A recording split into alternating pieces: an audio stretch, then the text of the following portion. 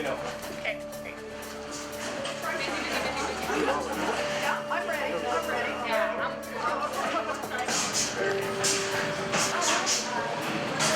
This way. Yeah. Hey, how are you? I'm Elizabeth Warren. It's good to see you, Lester. Senator and our Congresswoman. Warren Tsongas. Lester joined us about 8 months after we started, and he comes from a background in the Carolina of scale, 150,000 pieces a week. So when he came to us, he ran our whole floor, and so he's been growing with us. He's now our quality leader. And she's the best boss you've had. Better say yes, Lester. Good. That's what we like. That's good. But he's been the right and left hand of the company and really helping it to grow. So without him, I think the expertise that he brings to the team is invaluable. That's just the question you showed me earlier. So rather than a sewing machine, this is a bonding machine. So it's actually an electronic wheel. So bonding gives a completely flat seat, so no abrasion at all. So if you were wearing, for example, cycling pants and you didn't want to have a seat, this would be a great alternative. So you could tear it and it would come apart, but you reinforce it 10 pounds. 10 pounds. But you can do some. Not right now. That's it. After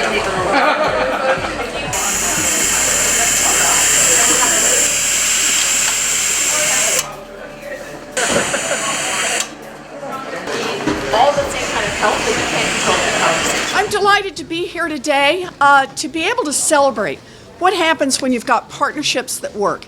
And this is about the federal government with community development block grants. It's about the city of Lawrence and the partnership that Lawrence has put together.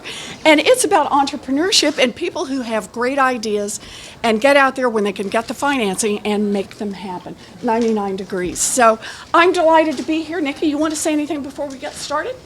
Well, I'm here with Congresswoman Tsongas. and it's always great to have Senator Warren come visit because we know she's going to bring all of you with her and to draw attention to a great business like 99 Degrees Custom, but also all the other small businesses that have benefited from the Lawrence Venture Fund. Yes. It is a real partnership using federal dollars to help create a loan loss reserve fund so to support what the banks have put into it, and that partnership is key to growing jobs here in Lawrence. The federal government playing a very important role, but we couldn't do it without the private sector as well. And great to have everybody here to see the results. Mr. Mayor, let's say a word.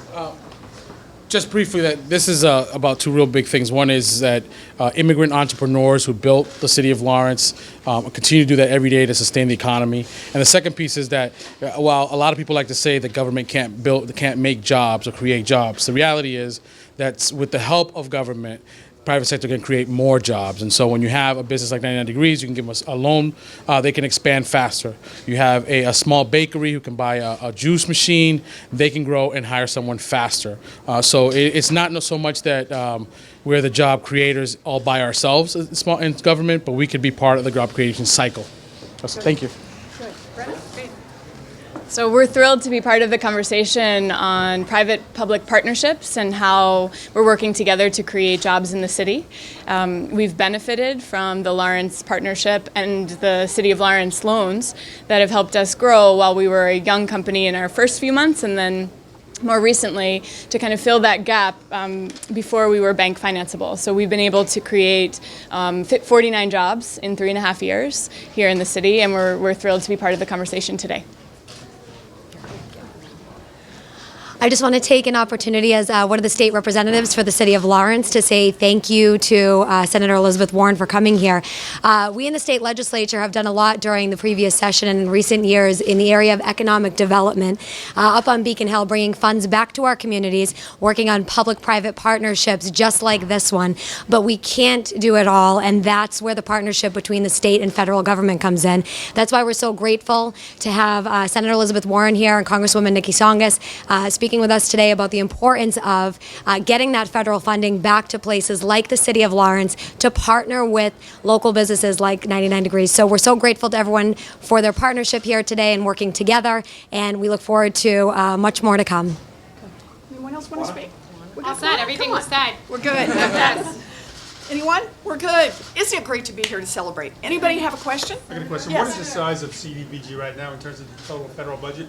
And what is your anticipation for the program in the next budget? So let me get the actual numbers on where we are. Do you know right I don't now, know them Nikki? offhand, I don't but know. we're in a new era, a new administration, and I think one of the concerns is that the CDBG fund remains a robust fund that makes such a difference in communities across the district and across the country. And what you see here is certainly an example of that. Right. But those numbers are just being developed, and our job is to fight for robust funding so that we can keep moving forward. Well, the And president said it's he, been a little bit insulated because it goes directly to the communities, and so it's kind of a bipartisan pot of dollars.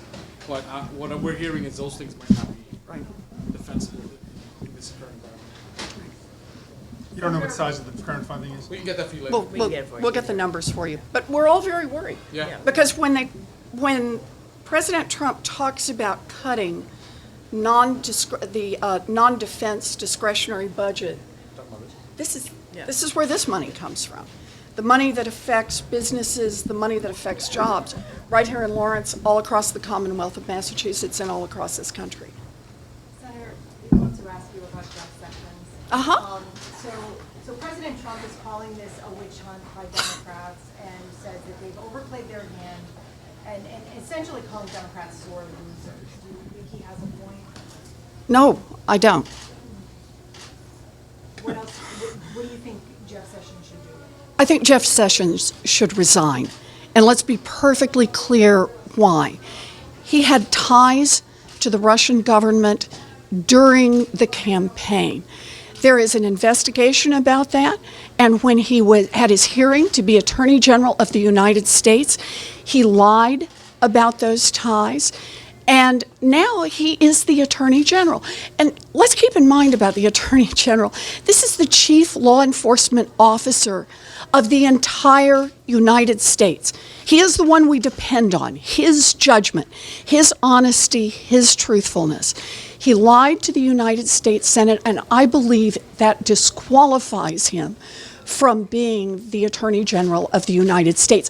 And he lied about a topic that is under direct investigation right now by the government. As a Democrat in the Senate, do you feel as though you can, in fact, have an impact on any changes?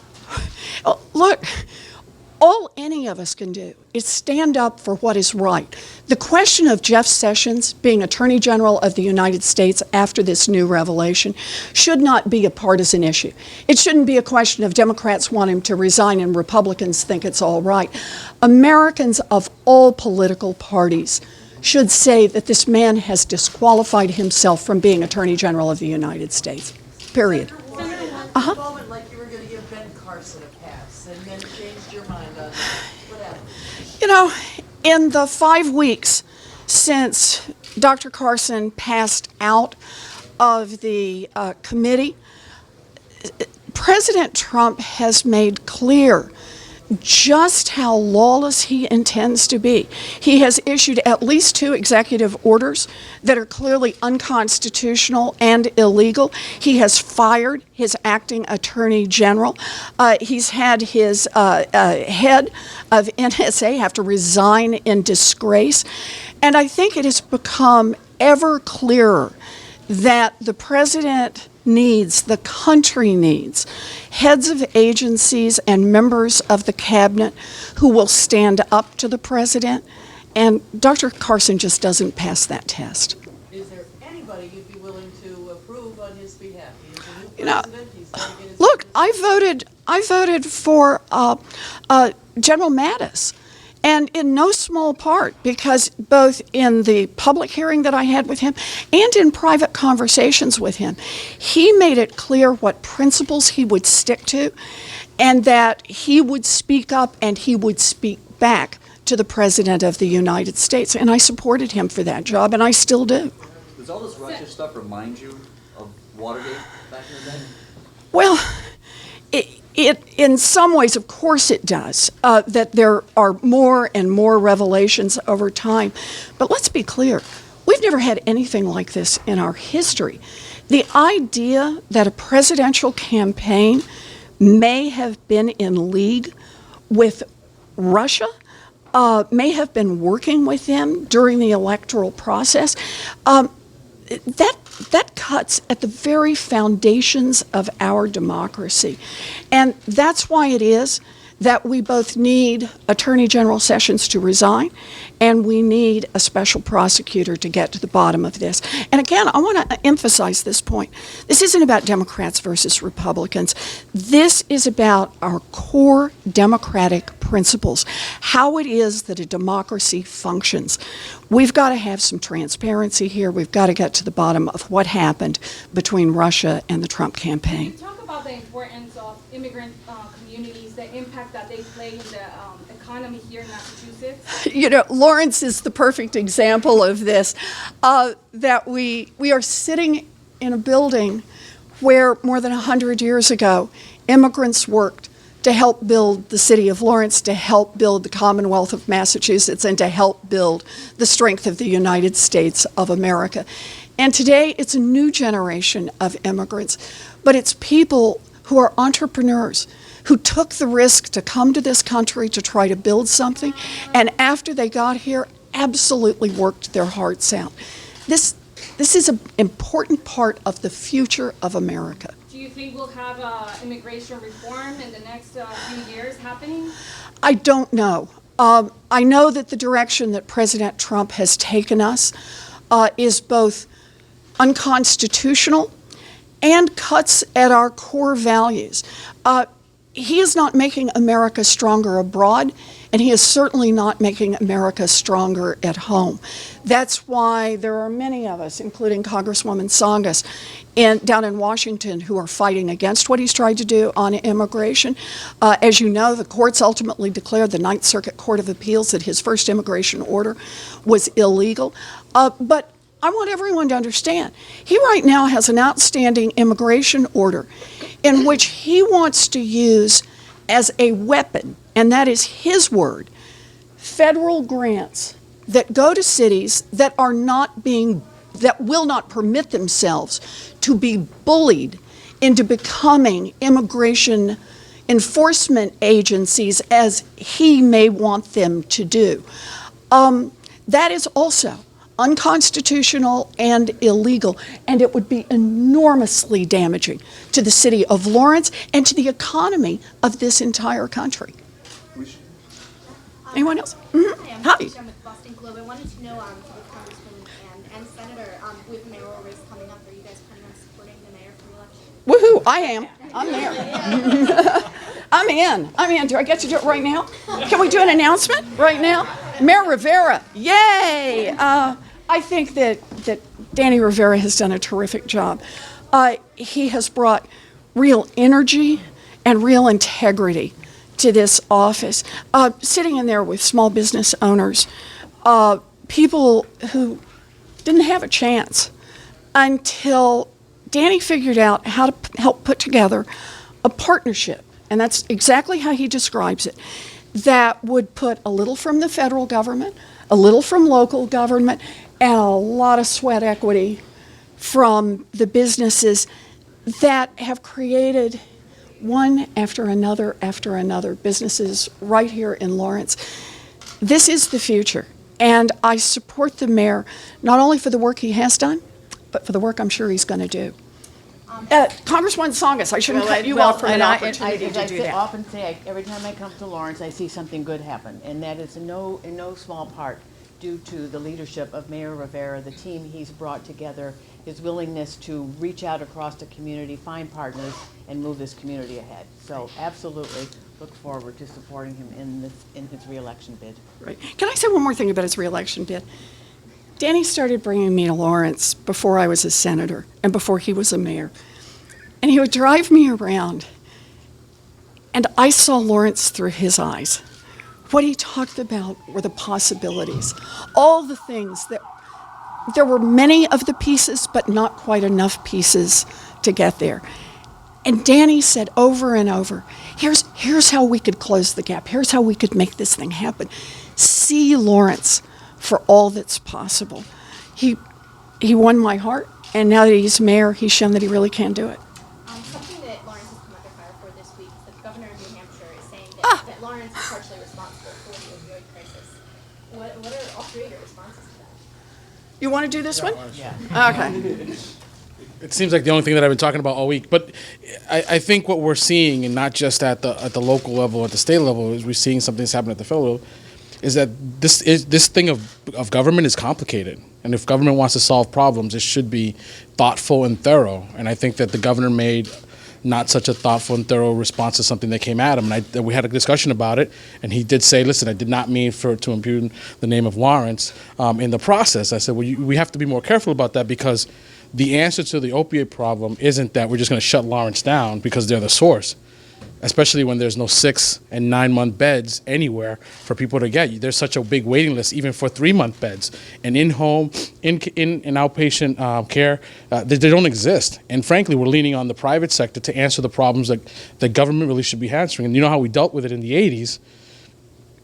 Federal government put the money in for treatment and for care. The state put money in for treatment and for care. So I hope that the Republican governors that have already said that we're such a bad problem are also going to talk about raising revenue to deal with those issues in their home place. I talked to organizations in New Hampshire and in Massachusetts about the lack of these long-term care.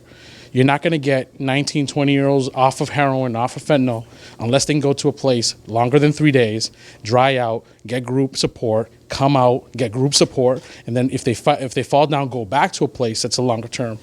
This is not an easy solution, and it's easy to say, oh, we know what the problem is, we're going to send the troops in. The answer really is, hey, this is a long-term solution. The governor of New Hampshire is thinking that it's possible other people are thinking that. It's just not that simple. What is your message to the general public who may think that, what he said? I don't think the general public's thinking that. I think the general public knows people who are addicted to heroin. I think they know people who are addicted to fentanyl. Their brothers and their sisters and their mothers and have this problem. And I don't think that they're. It's like I said the other day about healthcare. I think if you ever went to a doctor or tried to fill a prescription, you know that healthcare is complicated. And so the same thing, if you have any idea about this opioid crisis, and I know Representative Tsongas, she's gone, but she's a big supporter of this thing. If you know any little bit of this problem, it's complicated. It's emotional, and it's not something that you can throw away in one line. We're coming to Lawrence and want to make it all go away. Any thoughts of running against Lantiba? I can't wait. That's it? That's it.